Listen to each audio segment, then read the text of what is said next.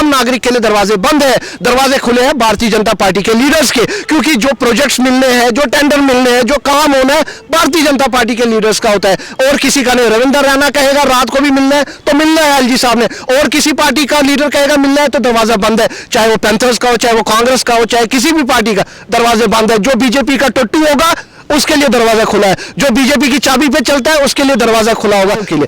लेकिन भारतीय जनता पार्टी की सरकार जब तक है, ये जो एलजी साहब है ये भी कहीं ना कहीं भाजपा का ही हिस्सा है, आरएसएस का ही पार्ट है। लेकिन मैं ये उम्मीद थी जम्मू कश्मीर के युवाओं को कि एलजी साहब आए हैं शायद हमारे लिए कुछ होगा, लेकिन एलजी साहब जो है वो भी भारतीय जनता पार्टी के चाबी पे चल रहे हैं। एनसीपी के नेशनल जॉइंट सेक्रेटरी हमारे साथ ऋषि किलम है, इनसे पूछेंगे कि युवाओं का जो पिछले 7 सालों में ये युवाओं को कहाँ देखते हैं, इनको लगता है कि क्या यहाँ पे अपॉर्चुनिटीज मिली युवाओं के लिए, और एज ए यूथ इनको क्या लगता है कहाँ कमियाँ रही। ऋषि, आपको क्या लगता है, या पिछले 7 साल की बात नहीं करते, पिछले हम 60 साल की बात करते हैं, क्योंकि सभी तमाम जो है पार्टियों जो है यहाँ पे हुकूमत में रही, ऐसा नहीं था केवल बीजेपी को ही मौका मिला, कांग्रेस भी आई, पीडीपी भी आई, एनसीपी भी आई और साथ में बीजेपी को भी मौका मिला। यूथ को वो मिल पाया जो वो चाहता था?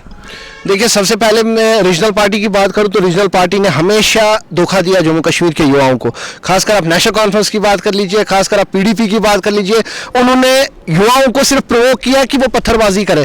कश्मीर की यूथ की बात कर ले तो कश्मीर में क्या मिला उनको, मुझे बताइए। नेशनल कॉन्फ्रेंस की इतने सालों सरकार थी, उमर साहब की सरकार थी, फारूक साहब की सरकार थी, मुफ्ती साहब की सरकार थी, महबूबा की सरकार थी, क्या मिला?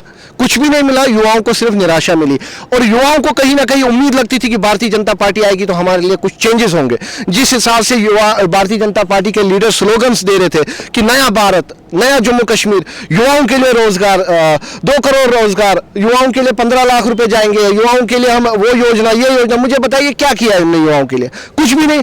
हमें एक आशा थी कि नरेंद्र मोदी की सरकार कुछ युवाओं के लिए करेंगे, लेकिन आप देख लीजिए युवा जो 60 साल में उनको मिलना चाहिए था वो तो पीछे ही चले गए। मुझे बताइए आखिरकार जम्मू कश्मीर के युवाओं को कसूर क्या है? मुझे बताइए। आज कंडीशन आप देखिए, युवाओं के जो पढ़े लिखे युवा है, जो इंजीनियर है, डॉक्टर है, पीएचडी है, उनके पास रोजगार नहीं है। आप नरेंद्र मोदी की सरकार कहती है कि बैंक से लोन ले लीजिए, युवाओं के लिए रोजगार के लिए हम लोन दे रहे हैं, क्या दे रहे हैं? ये योजना वो योजना क्या दे रहे हैं? मुझे बताइए। कुछ भी नहीं। भारतीय जनता पार्टी की वजह से युवाओं को सिर्फ धोखा मिला है और कुछ भी नहीं।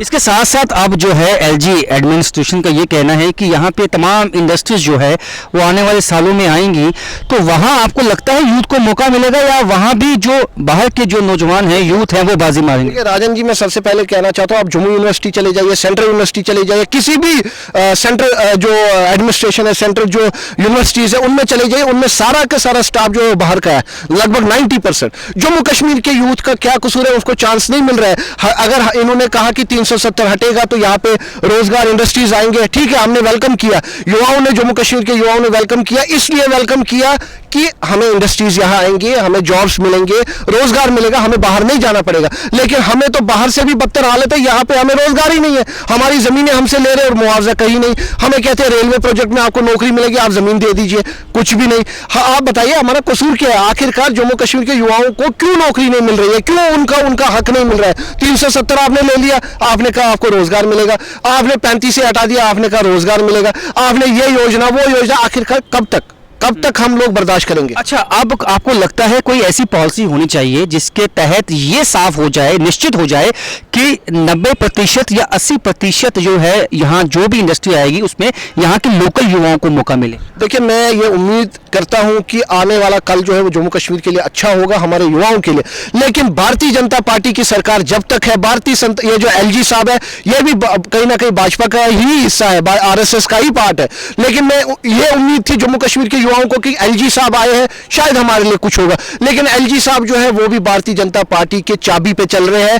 भारतीय जनता पार्टी की सेंटर की जैसे चाबी चलती है वैसे एलजी साहब के डिसीजन चलते हैं। आप मुझे बताइए एलजी साहब ने युवाओं के लिए क्या किया? जम्मू कश्मीर के एलजी साहब को तो इतनी मैं कहना चाहता हूं, मेरे लफ्ज नहीं है मेरे पास, अगर एक आम जम्मू कश्मीर का गरीब, एक जम्मू कश्मीर का युवा एलजी साहब से मिलना चाहता है, उसको परमिशन नहीं है। लेकिन परमिशन एलजी साहब से किसको है? भारतीय जनता पार्टी के लीडर्स को। भारतीय जनता पार्टी का लीडर लीडर रात को भी मिलना चाहे ना, एलजी साहब के दरवाजे खुले हैं, लेकिन जम्मू कश्मीर के युवाओं को अगर मिलना हो, एलजी साहब के दरवाजे बंद है। आपने कितनी दफा मिलने की कोशिश की? मैं अभी तक लगभग पिछले 2 साल से, मेरी बात नहीं है, मेरे पास जो युवा है, मेरे पास रिकॉर्ड है, आप रिकॉर्ड देख लीजिए मेरे पास, जिन जिन लोगों ने एलजी साहब को ग्रीवेंस भेजी है, जिन जिन लोगों ने एलजी आपसे मुलाकात की उन्होंने? बिल्कुल नहीं, क्योंकि हम एनसीपी से बिलोंग करते हैं, हम अपोजिशन से बिलोंग करते हैं। अगर मैं आरएसएस का लीडर होता, अगर मैं भारतीय जनता पार्टी का कार्यकर्ता होता, तो मेरे लिए दरवाजे खुले थे। जम्मू कश्मीर के आम नागरिक के लिए दरवाजे बंद है, दरवाजे खुले हैं भारतीय जनता पार्टी के लीडर्स के, क्योंकि जो प्रोजेक्ट्स मिलने हैं, जो टेंडर मिलने हैं, जो काम होना है, भारतीय जनता पार्टी के लीडर्स का होता है, और किसी का नहीं। रविंदर रैना कहेगा रात को भी मिलना है तो मिलना है एलजी साहब ने, और किसी पार्टी का लीडर कहेगा मिलना है तो दरवाजा बंद है, चाहे वो पैंथर्स का हो, चाहे वो कांग्रेस का हो, चाहे किसी भी पार्टी का, दरवाजे बंद है। जो बीजेपी का टट्टू होगा उसके लिए दरवाजा खुला है, जो बीजेपी की चाबी पे चलता है उसके लिए दरवाजा खुला होगा। लेकिन एलजी साहब को मैं बताना चाहता हूं, ये जम्मू कश्मीर रियासत जो है,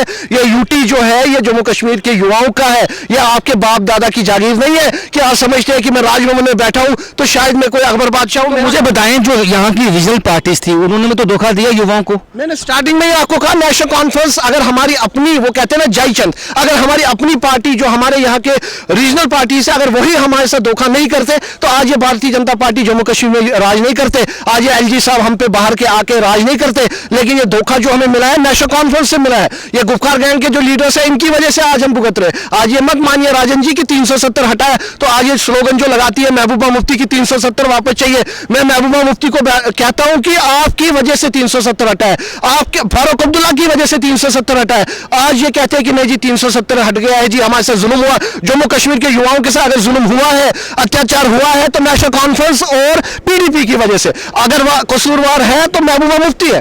तो इसके साथ साथ आपको लगता है कि जो युवाओं के लिए अब जो है आने वाले दिन कैसे होंगे आपको, क्योंकि कोविड के चलते भी आपको पता है एम्प्लॉयमेंट जो रेट है वो बहुत ज़्यादा है जम्मू कश्मीर में, कैसे जो है हल निकलेगा? देखिए आने वाले हल ऐसा निकलेगा कि जो लोअर क्लास लोग हैं, जो मिडिल क्लास लोग हैं, जो पढ़े लिखे लोग हैं, जब तक आप उनके लिए जो जॉब है वो स्वीकार नहीं करेंगे। आप देखिए जम्मू यूनिवर्सिटीज़ की बात करिए, सेंट्रल यूनिवर्सिटी की बात करिए, रेलवे प्रोजेक्ट्स जो है, जो डोडा किश्तवाड़ में प्रोजेक्ट्स चल रहे हैं, जो लद्दाख में प्रोजेक्ट चल रहे हैं, जो कश्मीर में, जब तक रेलवे या उनमें हमारे जम्मू कश्मीर के युवा हैं उनको एडजस्ट नहीं करेंगे, आप बाहर के लेबर ला रहे हैं, यहाँ की लेबर कहाँ जाएगी? आप बाहर के लड़के ला रहे हो, यहाँ के लड़के कहाँ जाएंगे? मुझे ये बताइए आखिरकार इनका कसूर क्या है? आपको जॉब पैकेज जो जम्मू के लोगों का हक है, आप सिर्फ बात करते हैं कि नहीं जी हम कश्मीर की बात नहीं करते। कश्मीर के युवाओं के साथ भी इनजस्टिस हो रहा है, जम्मू के युवाओं के साथ भी इनजस्टिस हो रहा है। आप देखिए भारतीय जनता पार्टी के राज में महाराजा हरि सिंह की छुट्टी नहीं अभी तक हो रही है। हम एनसीपी पार्टी उसका समर्थन करते हैं, लेकिन अभी तक छुट्टी नहीं घोषित हो रही है। मुझे बताइए।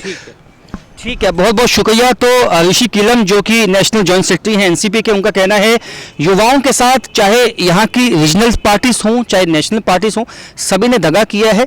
अगर इनको बचाना है, यहाँ के युवाओं को बचाना है, तो यहाँ पे जो नौकरियां हैं, एम्प्लॉयमेंट है, उसको सेफ गार्ड करना पड़ेगा यहाँ के युवाओं के लिए। तो फिलहाल मेरे साथ इतना ही, देखते रहिए अर्ली टाइम न्यूज़।